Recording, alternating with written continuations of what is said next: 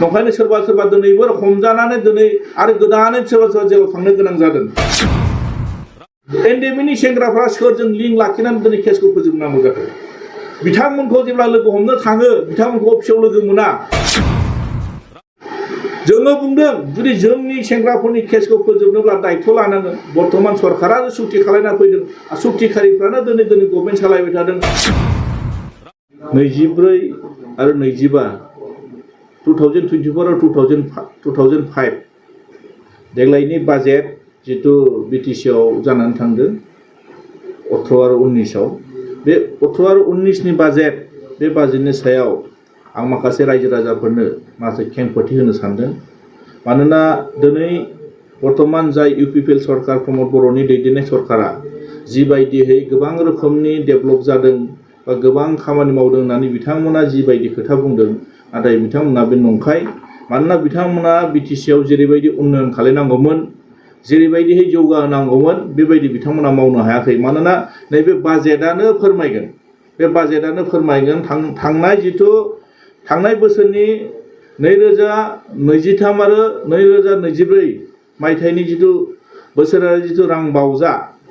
जितु बाजेट बे बाजेटआव बिथांमोना मोनदोंमोन गासै 800 कौटि 800 crore बिथांमोना मोनदोंमोन। नाथाय देग्लायनि जितु रां बावजा देग्लायनि बाजेटआव बिथांमोना माने 803 कौटि 803 crore बिथांमोना देग्लाय मोनदों। बेहायनो फोरमान। मानोना बिथांमोना बिराद मावदों होननानै रायजो राजानि गेजेराव जिबायदि बाथ्रा बुङो बे गासिबो नंखाय। बिथांमोना मावनो हायाखै। बिथांमोननि खामानि मावनायनि सायावनो जों मोनसे नोंथांमोननि सिगाङाव रोखायै फोरमायनो सानदों। बिथांमोना थांनाय बोसोरनि जितु फैसा हरनाय एसओइडि फान्डनि बे एसओइडि फान्डआव बिथांमोना रोखायै बिथांमोना फोरमायदों गासै बेहाय आनस्पेन्ड बिथांमोना खरसा खालामनो हायाखै। 800 कौटिनि गेजेराव बिथांमोना खरसा खालामनो हायाखै। गासै 140 कौटि 87 लाख 140 crore 87 लाख बिथांमोना थांनाय बोसोरनि फैसाखौ खरसा खालामनो हायाखै। बे फैसाया अलरेडि दिनैसिमबो बिथांमोननि आखायाव गैला। अलरेडि बे फैसा रिटार्न थांफिनसिगोन। मानोना दिनै बिथांमोना बुंनो नागिरदों बिराद खामानि मावदों। दिनै फैसाया मानो दिनै खरसा खालामनो हायाखै बिथांमोना दिनै बुंनो नागिरो जों बिटिसिआव गोबां रोखोमनि खामानि मावबाय गोबां रोखोमनि डेभेलपमेन्ट जाबाय। बिथांमोना जितु रांखौनो जुदि खरसा खालामनो हायाबा बबेयाव डेभेलपमेन्ट जादों? नंखायनो आं दिनै रायजो राजानो बेखौ रोखायै फोरमायनो सानदों। बिथांमोना बुंनाय बाथ्राया नंखाय। खोथायाव बिराद मोजां खोथा बुङो। बिथांमोना बिराद डेभेलपमेन्टनि खोथा बुङो उन्नयननि खोथा बुङो। नाथाय दिनै जों नुनो मोनदों एसओइडि फान्डनिफ्राय जितु फैनाय फैसा बे फैनाय फैसाखौनो बिथांमोना खरसा खालामजोबनो हायाखै। बेथ' फोरमान ना। नंखायनो आं दिनै नोंथांमोननि मिडियानि जुगिदि आं रायजो राजानो फोरमायनो सानदों बिथांमोना दिनै बे माने 140 crore दिनै बिथांमोना जायफोर लायबिलिटिस दं जायफोर दिनै ठिकादारफोर बिथांमोननो मानो बिलखौ होनो हायाखै? बेफोर खोथाखौ जों बिथांमोननि सिगाङाव सोङोब्ला बिथांमोना माखासे नंखाय फोलानानै बिथांमोना बाथ्राखौ माने खोमानानै दोननो नागिरो। नंखायनो दिनै जों रायजो राजानि गेजेराव फोरमायथारनांगोन आरो बुंथारनांगोन बिथांमोना दिनै इसां डेभेलपमेन्ट खालामदोंब्ला दिनै थाखाया मानो बारा फैयाखै? दिनै जों मिथिगौ बोसोरफ्रोमबो 10% खरि जोंहा इनहेन्स जानांगौ 10% खरि जोंहा इनक्रिज जानांगौ बारायनांगौ। दिनै मानो बारायाखै? बिथांमोना थारमाने मावनो हायाखै। नंखायनो दिनै बिथांमोननि बुंनाय जेसेबांनाखि मिशनानो ला बिजनानो ला बिथांमोना थांखिखौ रायजो राजानो सिगाङाव दोननानै फोरमायो खिन्थु दिनै बिथांमोना बे थांखिखौ मावफुंनो हायाखै। नंखायनो आं दिनै माखासे रायजो राजानि गेजेराव बेखौ फोरमायनो सानो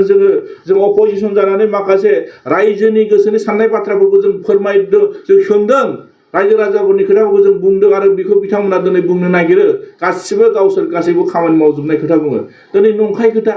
फोलादों बिथांमोना। दिनै एमवाइसनि गेजेरजों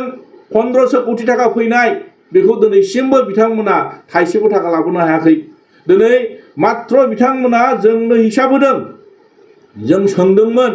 जे एसेम्ब्लियाव नोंथांमोना बे 1500 कौटि थाखानि गेजेराव दिनैसिम मा प्रजेक्ट दिनै नोंथांमोना लाबोना होफैनो हाखो मा मावखो? दिनै बिथांमोना जोंनो मोनसे थयथ होदों। बे थयथआव दिनै बिथांमोना मात्र 6टा प्रजेक्ट अलरेडि बिथांमोना लाबोबाय होननानै बुंदों। बिनि गेजेरावबो दिनै बे 6टा प्रजेक्टआव बिथांमोना माने 115 crore 71,000 अलरेडि बिथांमोना बे खामानिखौ स्टार्ट खालामबाय होनना बुंदों दिनैथ' मावजेनाखैनो बिथांमोना टेन्डार प्रसेस जादों होनना बुंदों दिनै खामानिया मावाखै थारमाने थाइसेबो फैसा फैयाखै बेथ' फोरमान ना नंखायनो दिनै बिथांमोननि बुंनायजों आरो बिथांमोननि मावनायजों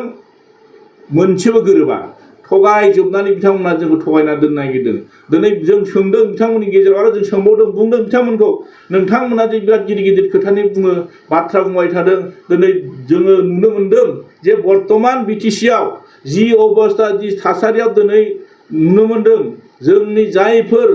माने जोंनि एनडिएफबि सेंग्राफोरनि अबस्थाखौ जों सोंनाय जादों आं सोंनायनि गेजेराव बिथांमोना थांनाय एप्रिल 2023 नि बाजेटआव बिथांमोना जोंनो मोनसे कुइसननि एन्सार होदों जोंनो मोनसे रिप्लाइ होदोंमोन 204 अलरेडि केसआ ड्रप आउट जाबाय होननानै बुंदोंमोन दिनै आं बेखौ आरो फिन आं सोंफिनबावदों 204 जुदि एनडिएफबिनि केसआ ड्रप आउट जाबायब्ला बै लिस्टखौ आंनो नांगौ होननानै बुंदोंमोन दिनै बिथांमोना दिनैसिमबो बे लिस्टआ बिथांमोननि आखायाव गैया लिस्टखौनो होनो हाया थारमाने बेखौ बिथांमोना थगायदों माने 1,10,000 अलरेडि बिनि सायाव केसनि सायाव बिथांमोना सावरायबाय थादों होननानै थांनाय 2024 एप्रिल मासाव बिथांमोना जोंनो एन्सार होदोंमोन 4 एप्रिलाव जानाय माखासे 2023 आव जानाय 2023-24 नि बाजेटआव जानाय माखासे कुइसन आं लाबोनायाव बिथांमोननो बे खोथाखौ बुंदोंमोन बिथांमोना जे माने 1,10,000 अलरेडि आसाम सरकारजों सावरायबाय थादों केसखौ फोजोबनानै होनना बुंदोंमोन नाथाय बेफोरथ' गैया लिस्टआनो क्लियार नङा थारमाने बिथांमोना नुनो मोनदों माखासे एनडिएफबिनि सेंग्राफोरखौ दिनैसिमबो खैफोदाव खोलैनानै दिनै बिथांमोना सरकार सालायबाय थानायखौ जों नुदों आङो बिनि गेजेराव सोंबावनाय जादोंमोन बर्तमान दा जिबायदि एनडिएफबिनि सेंग्राफोरनि सायाव जिबायदि कर्टनिफ्राय जिबायदि नटिस फैबाय थादों बिथांमोनखौ दिनै कर्टआव थांनानै बिथांमोननि केसखौ फोजोबनायनि कर्टआव हियारिं खालामदों थांनांगौ माखासे गोबां रोखोमनि जेंनायाव दिनै गोग्लैदों नंखायनो सोरबा दिनैबो हमजानानै दिनै आरो गोदानै सोरबा जेलाव थांनो गोनां जादों दिनै जुदि एकर्टआ जाखांनायनि उनाव दिनै सरकारा दिनै बिथांमोना जायफोर सुक्तिखारि बिथांमोना दिनै गभर्नमेन्ट सालायनायनि गेजेराव दिनै मानो बिथांमोना बेखौ बन्द खालामनो हायाखै मानो बन्द खालामनो हायाखै होननानै आं बिथांमोनाव जेब्ला सोङो बिथांमोना मोजां रोखोमनि जोंनो रिप्लाइ होनो हायाखै नंखायखौ लानानै बिथांमोना दोनदों खामानिखौ जों मावगासिनो दं आरो मावबाय थादोंब्लाथ' बन्द जानांगौमोन ना मानो बन्द जायाखै नंखायनो दिनै आं सोंबावदोंमोन जे जोङो एनडिएफबिनि सेंग्राफ्रा सोरजों लिंक लाखिनानै दिनै केसखौ फोजोबनांगौ जाखो बिथांमोनखौ जेब्ला लोगो हमनो थाङो बिथांमोनखौ अफिसाव लोगो मोना बिथांमोननि जिथु माने चेम्बाराव थांब्लाबो बिथांमोनखौ लोगो मोना अब्ला दिनै एनडिएफबिनि सेंग्राफ्रा गावनि पकेटनिफ्राय दिनै काइलिपारायाव थांनानै जोंहा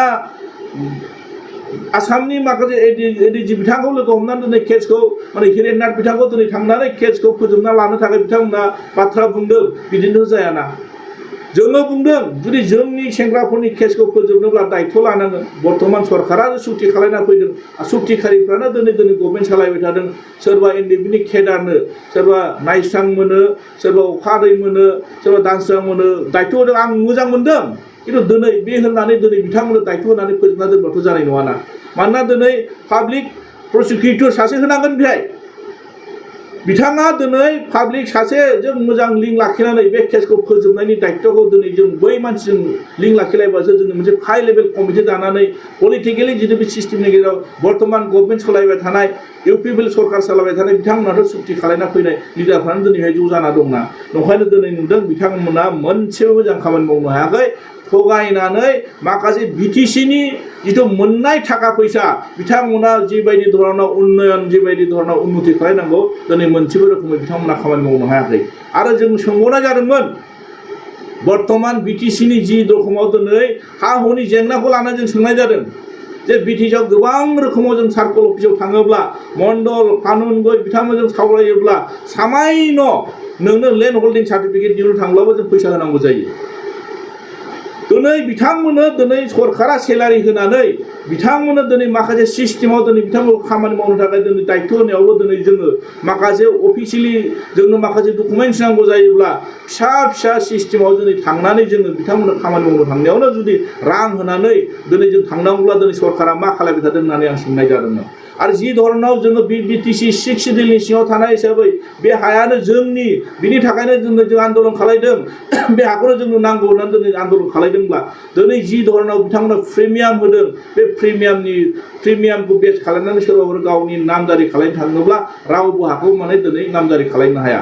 टाउन ओनसोलाव दिनै जिबायदि धरनाव प्रिमियाम होनांगौ जायो 20 लाख 30 लाख दिनै पार बिगा दिनै होदों गामि ओनसोलफ्राव दिनै 5 लाख खरि होदों नोङो 75% दिनै एसटिआ होनांगौब्ला 100% जेनेरेल मानसिफ्रा होनांगौब्ला दिनै बे हाखौ दिनै जों मोनहै गावनि नांगौनि आइडि खालामना लानो हानो ओंखायनो गासै जेंनाफोरखौ बिथांमोना बोस्रांनो नाजायाखै थांखिया बिथांमोना मोरै थाखा बुथुमनो हागोन बिथांमोना बेखौल' नोजोर होबाय थादों दिनै बिटिसिआव कारापसना दिनै जोबाखै कारापसन जाबाय थादों दिनै बिथांमोना माखासे एन्सार होनो हायिनि थाखाय 17 बोसोरनि खोथा बुङै बिथांमोना दायखौ एरायना थाबाय थानो नागिरदों ओंखायनो आं दिनै नुदों जे बिटिसिआव गभर्नमेन्टखौ बिथांमोना मोजां सालायनो हायाखै जि धरनाव बिथांमोना दिनै गभर्नमेन्ट सालायदों गासिबो नंखाय फोलानाय दिनै बिथांमोना खामानि मावनो हायाखै दिनै सुक्तिखारिफोरनि थाखाय जेबो खामानि मावनो होनो हायाखै मुंख्लंफोरनो हरनाय फैसाखौ दिनै बिथांमोना नांगौ धरनाव बिथांमोना दिनै होनो हायाखै ओंखायनो दिनै जों नुदों बिथांमोननि सरकारा दिनै जों नुदों दिनै 6 बोसोर आगान होबाय 6 बोसोर आगान होबाय दिनै बिटिआर दिनै बिथांमोना बुंबाय थादों बुंथों नामा सोलायनांगौ सोलायदों जा बुंनांगौ दरखार गैया बिथांमोना दिनै जि बाथ्रा होदों मावनांगौ जों बेखौ खावलायदों मावनो हायाब्ला बिथांमोना दिनै रायजो राजानि सापर्ट मोनगोन दिनै मावनो हायाखैना मानोना सुक्तिया दिनैसिमबो मोनसेबो दफाया मोजां रोखोमै इमप्लिमेन्टेसन जायाखै गासिबो आद्रा खिथिया जानानै दङ दिनै नंखायनो दिनै बिटिसिनि दफाखौ दिनै मावफुंबाय थादों होननानै बुंबा जानाय नङा डिपार्टमेन्टआ दिनैसिमबो मोनसेबो बारा फैयाखै दासिमबो फैसाया दिनै थाइसेबो बारा फैयाखै दिनै बिथांमोना माखौ मावदों होननानै दिनै बुंबाय थादों नंखायनो दिनै गावसिनि गोसो सिङाव थिखुमानानै दोननाय माखासे लुबैनाय खामानिखौ दिनै बिथांमोना सोरनिबा सायाव खिथेर होखारनानै दिनै बिथांमोना खामानिखौ आदाय खालायना लानो नागिरबाय थादों ओंखायनो रायजो राजा नोंथांमोन जोंहा सम सफैबाय बिथांमोना जे थगायसुला बिथांमोना जे थगायनानै सरकार सालायबाय थादों नांगौ रोखोमनि दिनै डेभेलपमेन्टनि स्किम जेबो मावनो हायाखै बे बाजेटआनो दिनै बे 2024 माने 2024 आरो 2025 मायथाइनि जिथु बाजेट बे बाजेटआनो रोखा फोरमायदों ओंखायनो दिनै बे सरकारखौ सम सफैबाय रायजो राजाफ्रा डिसिसन लानानै सम बायदियै बिनि फिननायखौ होनो थाखाय आं साफ्रोमबो रायजो राजा साफ्रोमबो भटारखौ आं खावलायनाय थाबाय आरो गोजोन्थों।